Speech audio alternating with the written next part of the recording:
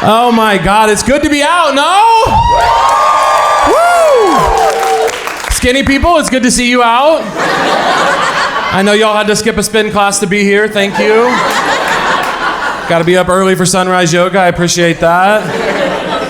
Fat people, always powerful to see you out and about. You showed up here tonight, the seats could have been any type of seat and you showed up. That's brave. It could have been one of the old theater styles where the armrests don't move. Fuck that. But you showed up. I think skinny people and fat people can coexist. Cancel me! I think it's possible. I do, but fat people, we have to be careful around skinny people.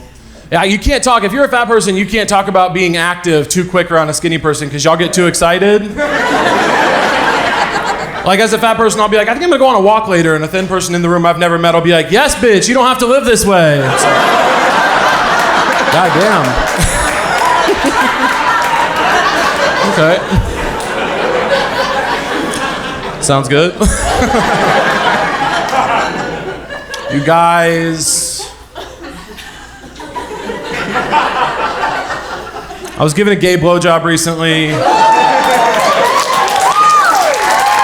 Look, thank you. And also to you,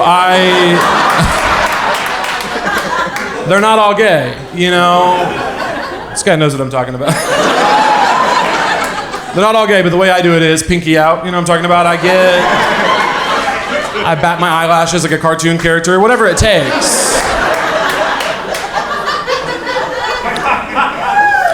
But I've been down there for a while. I was down there for about 30 minutes.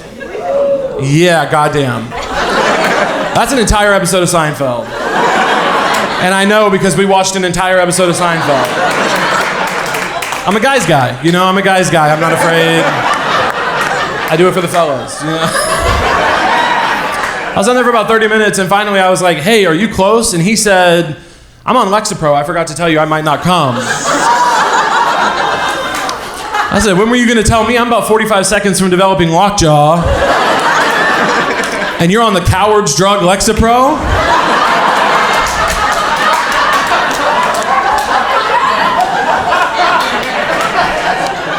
Life is hard. Grow up. No. Being medicated is good. Seriously, stay on your meds. You stay on your meds. I was furious. I was like, you can't, I'm sucking dick for the love of the game. What's going on? I'm an American citizen. I have rights. You know, like.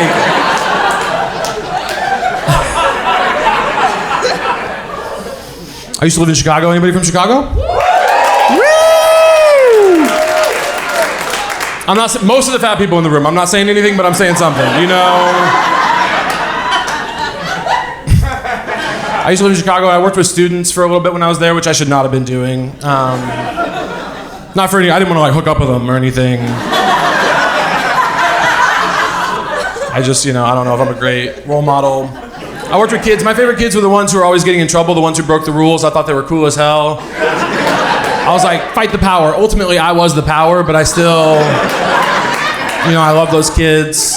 And I had this one kid, he was constantly breaking the rules right in front of my face. He had no respect for me. I would die for him. I was like, that is correct. Do not respect these people in charge. But one day there was another teacher in the room, and they were like shadowing me, and he was on his phone for a long time, so I had to like, you know, kind of be the boss. And so I went up to him and I was like, hey man,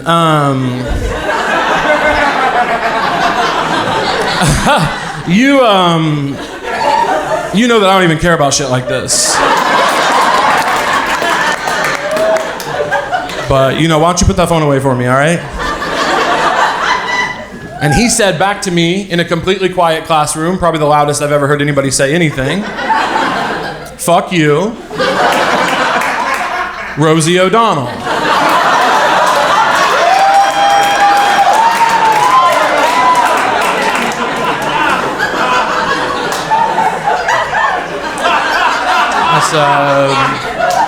I said, that's an interesting point. Let's go to the hallway. So I was like, okay, now I gotta go out there and like step to him as a man. This is a 12-year-old. I have to like come to him man to man. And I went out there and I got on his level and I said, first of all, that's the funniest fucking thing I've ever heard.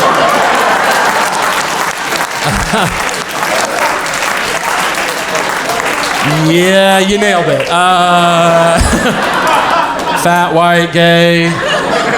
Either one of us at any moment, if we so chose, could win an Oscar. You killed it when you said that, and I'm proud of you. But then I had to tell him something really devastating. I didn't want to tell him this. This broke my heart. But I had to look this kid in the eyes and tell him, you're gay. And look, the facts are the facts. You're a 12-year-old boy who knows who Rosie O'Donnell is.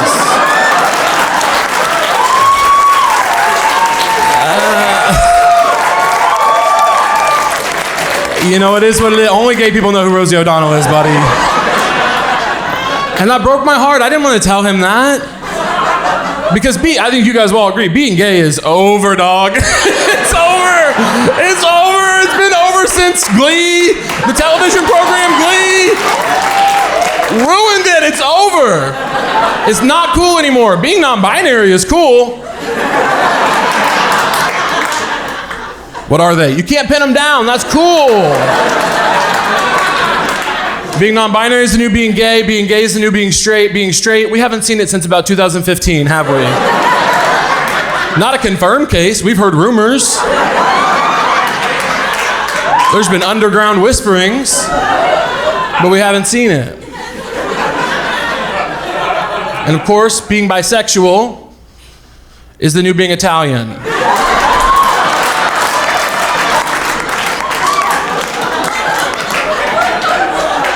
A lot of wearing leather jackets and pretending to be discriminated against, right? It's like...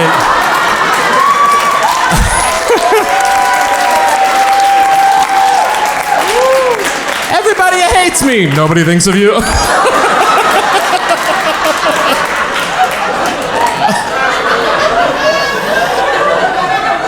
No. Bisexual people are real, for real.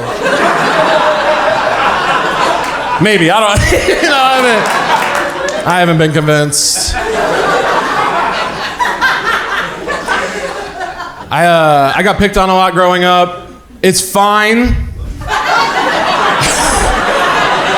Which is fine. I start sobbing. I got picked on a lot growing up, which I'm over.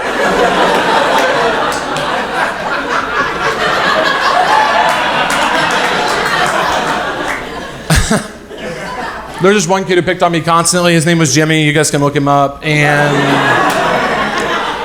he was always going after me in class. And finally, one day I'd had enough. I was like, I'm going to fight him back. I'm going to say something. I'm getting Jimmy back. And he started picking on me. And I went in. He always wore a flat bill Cookie Monster hat. You know those kids? Insidious motherfuckers.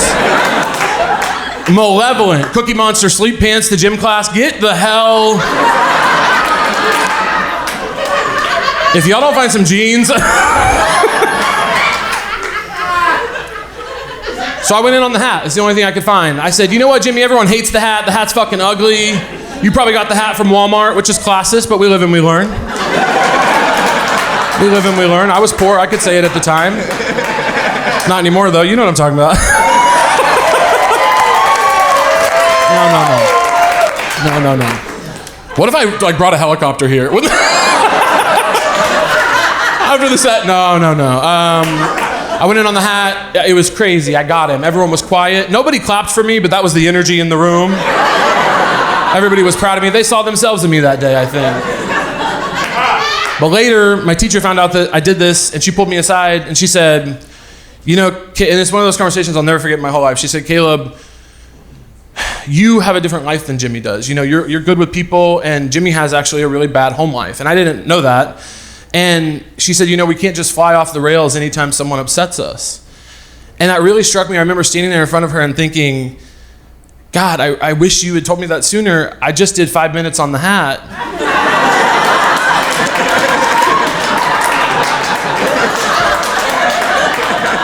You know, If I knew he had to fight his dad for dinner, I could have worked that in.